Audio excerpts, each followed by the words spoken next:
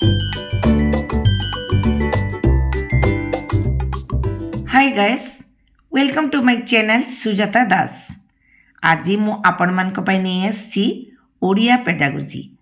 आपण मान जानचती ओडिया रे 30 मार्क्स रो प्रश्न और 30 टी प्रश्न जोटा आसीबो ता भितरु 20 मार्क रहइबो ग्रामर बा कंटेंट आउ 10 मार्क रहइबो पेडागोजी।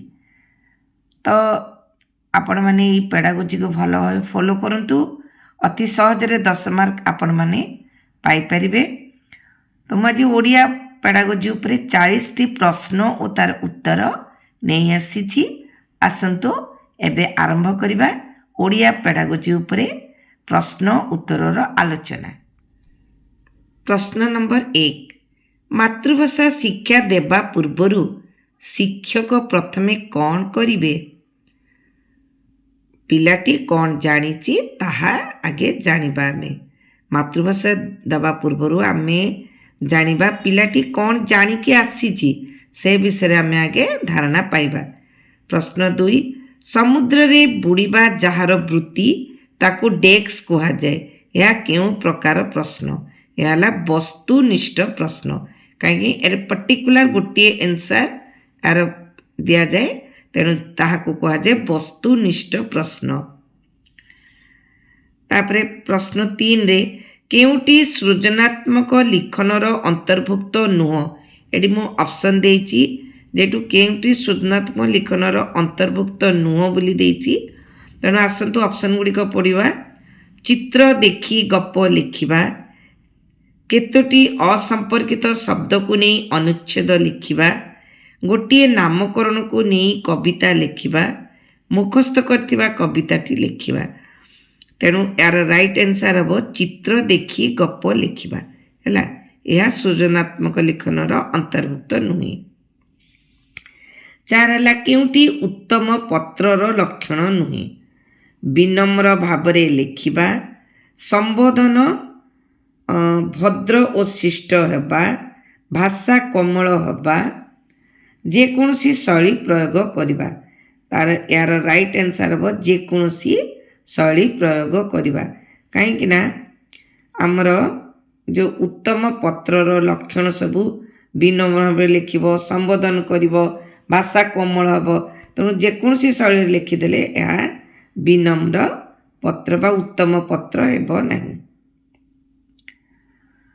तापरे 5 नंबर आसला जलर 3टी प्रतिशब्द लिखि वाक्य रे व्यवहार कर, यह केउ प्रकार प्रश्नर अंतर्भुक्त? यह है अभिव्यक्तिमूलक प्रश्नर माने राइट आंसर हम अभिव्यक्तिमूलक प्रश्न। तापरे 6 नंबर है पिलाटी विद्यालय को आसीबा पूर्वरु निज मातृभाषा संपर्क रे कौन जानी थाए? किछि शब्द से जानी थाए, से तांको घरु किछि शब्द रो धारणा पाई आसी थाए। तापरे 7 है प्रतिकारात्मक व्यवस्था कले लाभ कौन हम? ना पिलार दुर्बलताटा दूर हम, जोता रेमेडियल क्लास। प्रतिकारात्मक व्यवस्था कले लाभ कौन हम? बहुत किछि ओडिया शब्द धारणा मानकर अगोचर नहीं, तेणु प्रतिकारात्मक व्यवस्था माने रेमेडियल क्लास। या कले कौन हम ना पिलार दुर्बलता दूर होइते। मूल्यांकनर उद्देश्य कौन अटे? पिला केते जानिला तार एक धारावाहिक तथ्य संग्रह करी ताकू विश्लेषण करिबा हला मूल्यांकनर उद्देश्य। एटा पर्टिकुलर गोटे आंसर मु देइछि। मूल्यांकनर उद्देश्य कौन ना केते माने पिला केते जानिला और तार धारावाहिक तथ्य संग्रह करी ताकू विश्लेषण करिबा। 9 है शिक्षा वर्ष शेष जो मूल्यांकन करा जाए ताकू कौन कहा जाए? ना सामग्रिक मूल्यांकन है। शिक्षा वर्ष शेष जो मूल्यांकनटा करा जाए ताकू सामग्रिक मूल्यांकन बोली आमे कहि थाउ। 10 नंबर केउटी को पद्य शिक्षादानर उद्देश्य रूपे ग्रहण करा जाई परिबो? गोटेला सौंदर्य बोधर विकास। ए पद्य जोटा कि कविता शिक्षादानर उद्देश्य रूपे सौंदर्य बोधर विकास को ग्रहण करा जाई परिबो। 11 नंबर ହେଲା ମାତୃଭାଷା ଶିକ୍ଷା ପାଇଁ କେଉଁ କ୍ରମଟି ଠିକ୍? ଏଇଟା ଆପଣମାନେ ଜାଣିଛନ୍ତି, ଶ୍ରବଣ, କଥନ, ପଠନ, ଲିଖନ।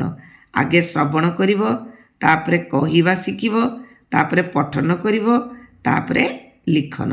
ଏଇଟା ହେଲା ମାତୃଭାଷା ଶିକ୍ଷାର କ୍ରମ। 12 ହେଲା ଉଚ୍ଚ ପ୍ରାଥମିକ ଶ୍ରେଣୀରେ ଭାଷା ଜ୍ଞାନ ବୃଦ୍ଧି ପାଇଁ ଦୁର୍ବଳ ପିଲାଙ୍କୁ ଶ୍ରେଣୀରେ କିପରି ସାହାଯ୍ୟ କରାଯାଇପାରିବ? ନା ଦୁର୍ବଳ ପିଲା ବୁଝିପାରିଲା ଭଳି ଶବ୍ଦ, ଭାଷା ଶିକ୍ଷକ ବ୍ୟବହାର କରିବା ଉଚିତ। ଶିକ୍ଷକ ନିଜର କ୍ୱାଲିଟି ପ୍ରକାଶ ନ କରିକି ପିଲାଙ୍କୁ ବୁଝିପାରିବା ଭଳିଆ ଶବ୍ଦ, ଭାଷା ବ୍ୟବହାର କରିବା ଉଚିତ। 13 ହେଲା ଜଣେ ଶିକ୍ଷାର୍ଥୀ ଶବ୍ଦ ଲେଖିବାରେ ବାରମ୍ବାର ବନାନ ଭୁଲ କରୁଛି। କେଉଁ ପଦ୍ଧତି ଅବଲମ୍ବନ କଲେ ପିଲାର ବନାଶୁଦ୍ଧି କରାଯାଇପାରିବ? ନା ଶିକ୍ଷକ ବାରମ୍ବାର ଠିକ୍ ଶବ୍ଦଟିକୁ କଳା ପଟାରେ ଲେଖିବେ। ଏହା ହେଲେ ତାର ବନାଶୁଦ୍ଧି କରାଯାଇପାରିବ। 14 ନମ୍ବର କେଉଁଟିକୁ ମାତୃଭାଷା କୁହାଯାଏ? ଘରେ ବ୍ୟବହାର କରାଯାଉଥିବା ଭାଷାଟିକୁ ଆମେ କହୁ ମାତୃଭାଷା। ମାତୃଭାଷା ଶିକ୍ଷାଦାନ କିପରି ହେବା ଉଚିତ? ନା ଆନନ୍ଦ ଭିତ୍ତିକ ହେବା ଉଚିତ। ଗୀତ ନାଚ କରି ମାତୃଭାଷା ଶିକ୍ଷାଟିକୁ ଆନନ୍ଦ ଭିତ୍ତିକ କରିବା ଉଚିତ। 16 ନମ୍ବର ହେଲା ମାତୃଭାଷା ଶିକ୍ଷକ କେଉଁ ସ୍ତରକୁ ଆସି ଶିକ୍ଷାଦାନ ଆରମ୍ଭ କରିବେ? ନା ପିଲାର ସ୍ତରକୁ ଯାଇକି। ଶିକ୍ଷକ କ'ଣ ଶିଖିଛନ୍ତି ତାକୁ ଗଡ଼ଗଡ଼କି ଗାଇଦେଲେ ମାତୃଭାଷା ଶିକ୍ଷାର ମାନେ ତାର ଯେଉଁ ଉଦ୍ଦେଶ୍ୟ ଫୁଲଫିଲ୍ ହେବ ନାହିଁ। ପିଲାର ସ୍ତରକୁ ଯାଇକି ଆମକୁ ମାତୃଭାଷା ଶିକ୍ଷା ଦେବାକୁ ପଡ଼ିବ। 17 ନମ୍ବର କେଉଁଟି ବନାଶୁଦ୍ଧି ନିରାକରଣର ଉପାୟ ନୁହେଁ? ଉଚ୍ଚ ପଠନ, ବନାନ ଖେଳ, ଶ୍ରୁତ ଲିଖନ, ଅଭିଧାନ ବ୍ୟବହାର।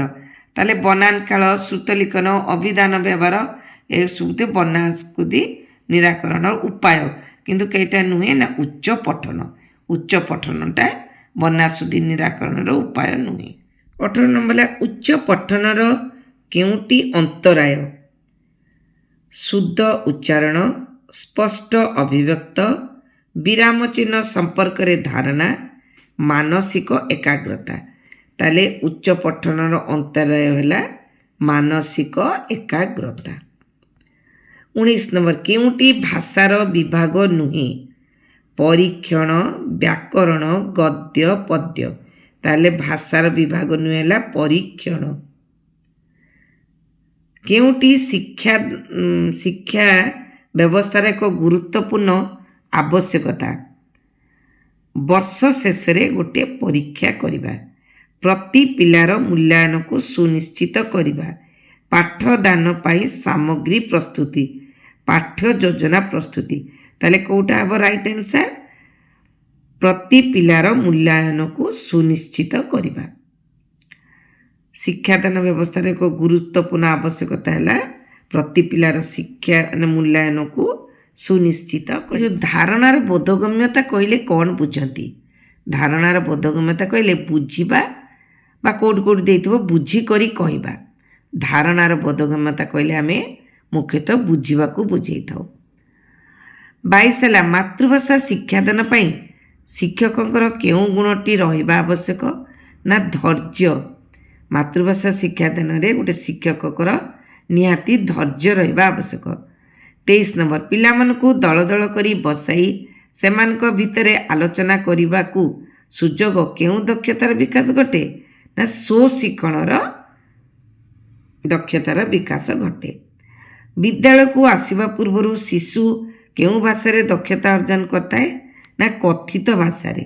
ନିଜେ ଘରେ ଯେଉଁ ଭାଷାରେ କଥାବାର୍ତ୍ତା କରୁଥାଏ ସେଇ ଭାଷାରେ ତାର ଦକ୍ଷତା ଥାଏ।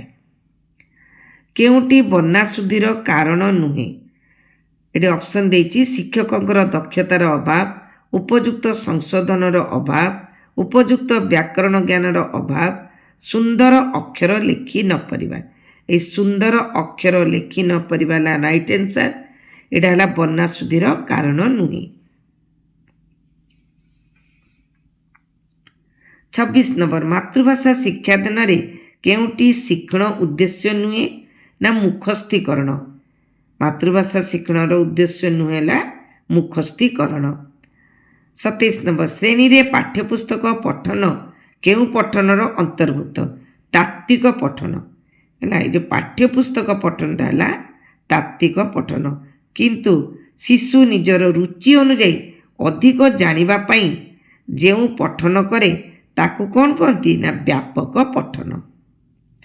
वस्तुनिष्ठ प्रश्न काहाकू कहा जाए काहाकू आमे वस्तुनिष्ठ प्रश्न बोली कहबा यार निर्दिष्ट यार उत्तर निर्दिष्ट थाए है वस्तुनिष्ठ रे उत्तरटा निर्दिष्ट थाए। 30 दृष्टांतमूलक प्रश्न की प्रकार प्रश्न यह मध्य एक वस्तुनिष्ठ उत्तरमूलक प्रश्न जमीती गोटे उदाहरण दे देथिबो तापरे तुमे करिवो सेटा को कहा जाए दृष्टांतमूलक प्रश्न यह की प्रकार प्रश्न ने वस्तुनिष्ठ उत्तरमूलक प्रश्न।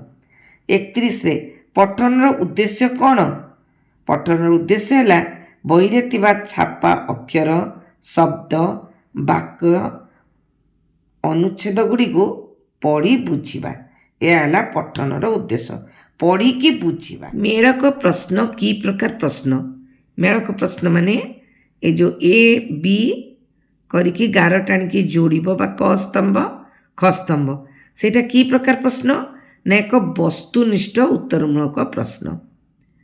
33 केउटी वस्तुनिष्ठ बा निर्दिष्ट उत्तरमूलक प्रश्नर अंतर्गत नुहे केउटा ऑप्शन देछि मेळक प्रश्न बी रे देछि क्षुद्र उत्तरमूलक प्रश्न सत्यासत्य प्रश्न शून्य स्थान पूरण प्रश्न ताले मेळक प्रश्नटा वस्तुनिष्ठ हम सत्यासत्य प्रश्न माने ट्रू आउ फॉल्स सत्य कि मिछ बा ठीक भूल जोटा सेटा हला सत्यासत्य प्रश्न शून्य स्थान पूरण प्रश्न ए सबुगुड़िक वस्तुनिष्ठ प्रश्न मात्र क्षुद्र उत्तरमूलक प्रश्नटी वस्तुनिष्ठ नुह यह किछि लेखिबाकू पड़े। तापर 34 नंबर मुक्त रचना काहाकू कहा जाए जेउ लेखा स्वाभाविक और एथिपाई कौनसी सूचना न थाए रचना रे सबले सूचना दिया जाई थाए किंतु मुक्त रचना काहाकू आमे कहबा जेउ लेखा स्वाभाविक और सेथिपाई कौनसी सूचना दिया जाई न थाए। 35 नंबर मातृभाषा शिक्षादान किपरि सफल हुए ना सामग्रिक भाव में शिक्षा दिगले मातृभाषा शिक्षादान सफल हुए ताले मातृभाषा शिक्षादान किपरि सफल हुए आर राइट आंसर हम सामग्रिक भाव में शिक्षा दिगले। गुणात्मक शिक्षार लक्ष्य हासिल केउटी एकांत अपरिहार्य ये जो गुणात्मक शिक्षार लक्ष्य हासिल निहाती दरकार कौन ना दक्ष शिक्षक।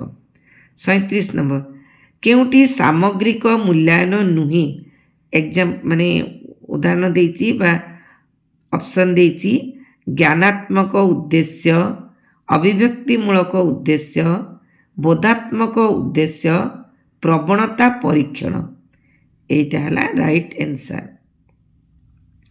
सामग्रिक मूल्यांकन नुहे कोटा ना प्रवणता परीक्षण। 38 नंबर विद्यालय रे प्राचीरपत्र प्रकाश करिबा द्वारा विद्यार्थींकर डेस्क विकसित हेबो ना सृजनात्मक दिगटी विकसित हेबो पिलांकर कौन विकसित हेबो ना सृजनात्मक दिगटी।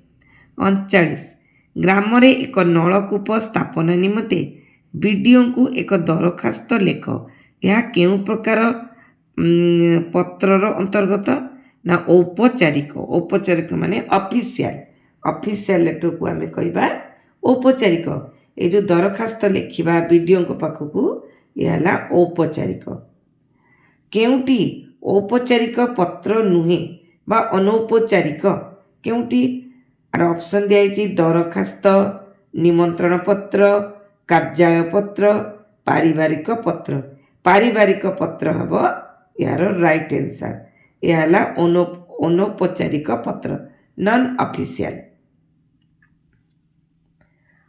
आपण मानकु मो वीडियोटी जदि भल लगी निश्चित लाइक शेयर आउ नुआ करी आसीतिले मो चैनल को सब्सक्राइब करिबा पई केबे भी भूलिबे नहीं। थैंक यू धन्यवाद।